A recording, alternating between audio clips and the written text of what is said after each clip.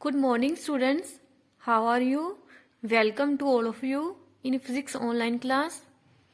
बेटा हमने 10th chapter start किया हुआ है जिसका नेम है ओसिलेशन. ओके, सो आज हम इस चैप्टर को कंटिन्यू करेंगे.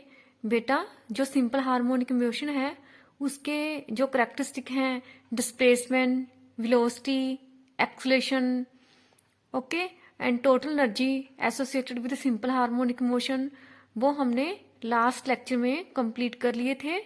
आज हम स्टडी करेंगे force law for simple harmonic motion and expression for time period. Okay, तो हम इसको समझते हैं. तो जो कोई भी सिंपल हार्मोनिक मोशन होती है, लेट अस सपोज हम स्प्रिंग की एग्जांपल लेके चलते हैं. ये हमारे पास क्या है, लेट अस सपोज एक स्प्रिंग है. ठीक है, ये स्प्रिंग की इक्विलिब्रियम पोजीशन है, मतलब कि मीन पोजीशन है. अगर हम स्प्रिंग को ऐसे करके स्ट्रेच करेंगे तो स्प्रिंग कुछ डिस्प्लेसमेंट ट्रेवल करेगा, उसको हमने y से रिप्रेजेंट कर दिया. ठीक है, ओ स्प्रिंग की मीन पोजीशन है, पी स्प्रिंग की एक्सट्रीम पोजीशन है. अगर हम इसको स्ट्रेच करेंगे, ठीक है, तो स्प्रिंग को कुछ डिस्प्लेसमेंट ट्रेवल करेगा. तो हमें पता है सिंपल हार्मोनिक मोशन के केस में रिस्टोरिंग फोर्स होता है जो बॉडी को बैक अपनी ओरिजिनल पोजीशन पे लेके आता है. ओके, और रिस्टोरिंग फोर्स की डायरेक्शन अपोजिट होती है डिस्प्लेसमेंट से. ठीक है, तो हम उसको स्प्रिंग को ऐसे स्ट्रेच करेंगे, बट जो रिस्टोरिंग फोर्स होएगा बॉडी में वो इस डायरेक्शन में एक्ट करेगा. ठीक है, तो रिस्टोरिंग फोर्स किसके डायरेक्टली पोर्शन होता है, डिस्प्लेसमेंट के.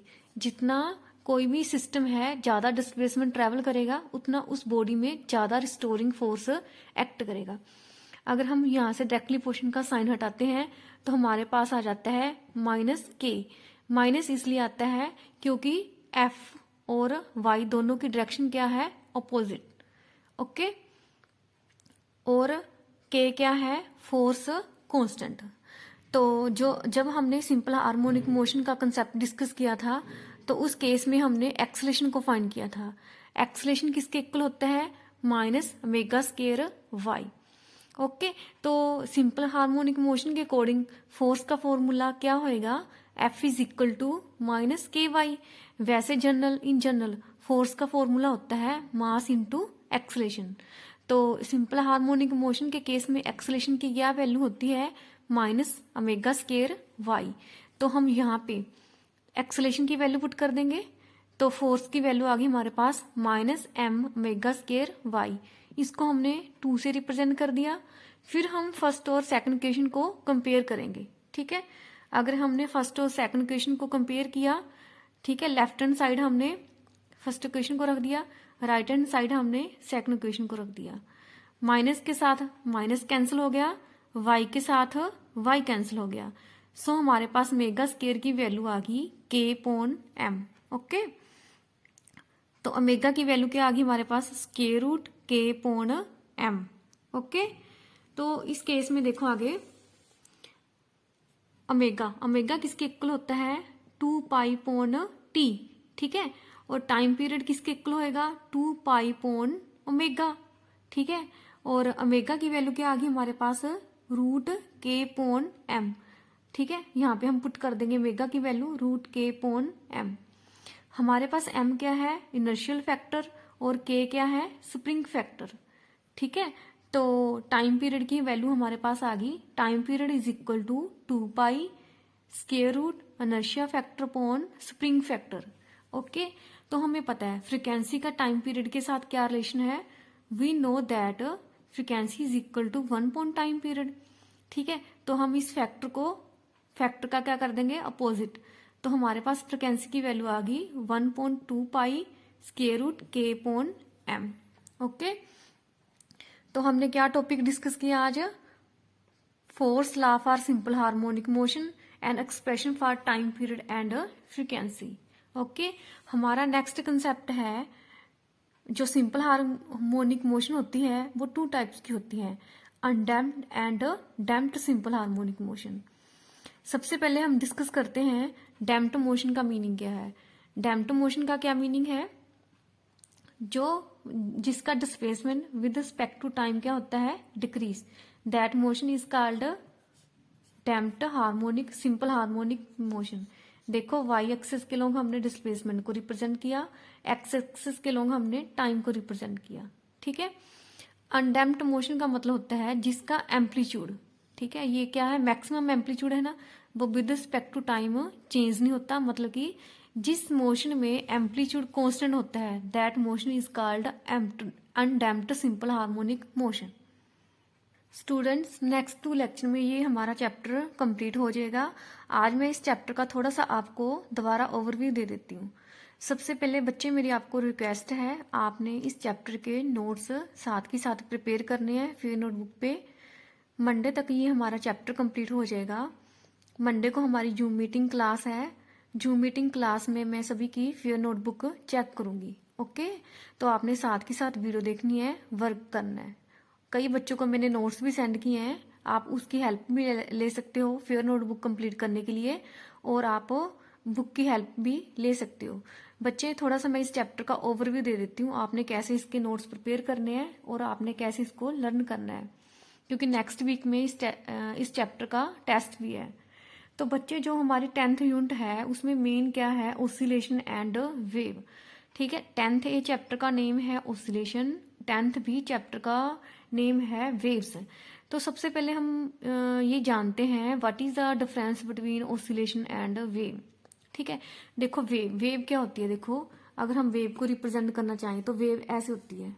ठीक है, ऐसे मतलब कि ऐसे होती है, प्रोपेगेट करती है वेव। ओसिलेशन मतलब कि ओसिलेशन का मतलब ये होता है, ठीक है, ये पार्टिकल की मीन पोजीशन है, ये एक्सट्रीम पोजीशन है। ठीक है, मतलब कि ओसिलेशन ये होगी। ओके, तो मतलब कि हम ऐसे कह सकते हैं जो वेव का एक स्मॉल पार्ट होता है that is called oscillation.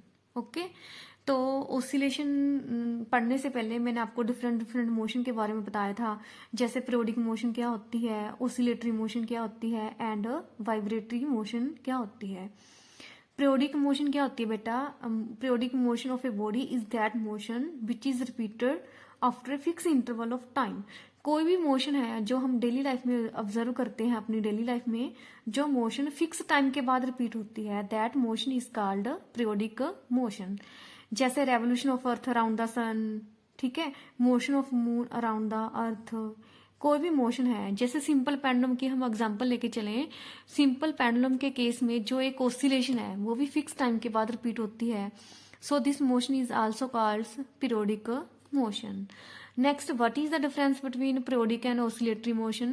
Periodic motion की स्पेशल कंडीशन क्या है, पीरियोडिक मोशन के केस में जो बॉडी है मतलब कि वो अपनी मोशन को रिपीट करती है फिक्स टाइम के बाद। ठीक है, और ऑसिलेटरी मोशन के केस में क्या होता है, जो बॉडी होती है वो मतलब कि उसकी मोशन पीरियोडिक भी होती है, ऑसिलेटरी भी होती है। ऑसिलेटरी का मतलब क्या होता है, जो बॉडी है वो किसी 2 पर्टिकुलर पॉइंट के बीच में ही ऑसिलेट करती है। देखो जैसे revolution of earth around the sun, मतलब कि जैसे ये हमारा सन है तो अर्थ इसके अराउंड ऐसे करके रिवॉल्व कर रही है। This motion is called periodic motion, but this motion is not called oscillatory motion. Oscillatory motion periodic भी है बट इसमें बॉडी 2 पर्टिकुलर पॉइंट के बीच में भी ऑसिलेट करती है, मतलब कि जो ऑसिलेटरी मोशन है that is bound motion and that is called periodic motion. Okay, next मैंने आपको बताया था वाइब्रेटरी मोशन। वाइब्रेटरी और ऑसिलेटरी मोशन सेम है। ऑसिलेटरी मोशन हम कैसे किस मोशन को कह सकते हैं, जिस मोशन में फ्रिक्वेंसी कम है that motion is called oscillatory motion, but when the frequency is high then oscillatory motion is called vibratory motion. Okay, तो नेक्स्ट इस चैप्टर में मेन क्या है मैं आपको बता देती हूँ। तो इस चैप्टर में मेन हमारा जो मेन टॉपिक है, हम किस चीज पे फोकस कर रहे हैं, that is simple harmonic motion. Okay, जो सिंपल हार्मोनिक मोशन है वो क्या है, एक ऑसिलेटरी मोशन। इसका मतलब जो सिंपल हार्मोनिक मोशन है उसकी क्या कंडीशन है, उसमें क्या होएगा, एम्पलीट्यूड क्या होएगा, कांस्टेंट, और simple harmonic motion is periodic and simple harmonic motion is oscillatory. Okay. और इस केस में जो भी हम ऑसिलेटरी मोशन को, सिंपल हार्मोनिक मोशन को रिप्रेजेंट करेंगे, हम एक सिंगल फंक्शन से रिप्रेजेंट करेंगे, y is equal to A sine omega t और y is equal to A cos omega t, क्योंकि जो हमारे पास ऑल द ट्रिगोमेट्रिक फंक्शन है उसमें ओनली साइन और कोसाइन फंक्शन क्या है, पीरियोडिक एंड बाउंडेड, ठीक है। इसलिए हम सिंपल हार्मोनिक मोशन का जो डिस्प्लेसमेंट है उसको साइन और कोसाइन फंक्शन से रिप्रेजेंट करते हैं। डिस्प्लेसमेंट क्या है, कोई भी क्वांटिटी, कोई भी physical quantity that change with respect to time is called displacement. जैसे इलेक्ट्रोमैग्नेटिक वेव के केस में डिस्प्लेसमेंट क्या है, इलेक्ट्रिक एंड मैग्नेटिक फील्ड, क्योंकि इलेक्ट्रोमैग्नेटिक वेव में जो हमारा डिस्प्लेसमेंट है वो, उसको हम इलेक्ट्रिक और मैग्नेटिक फील्ड क्यों बोल रहे हैं, क्योंकि उसमें इलेक्ट्रिक और मैग्नेटिक फील्ड चेंज होता है विद रिस्पेक्ट टू टाइम, ठीक है।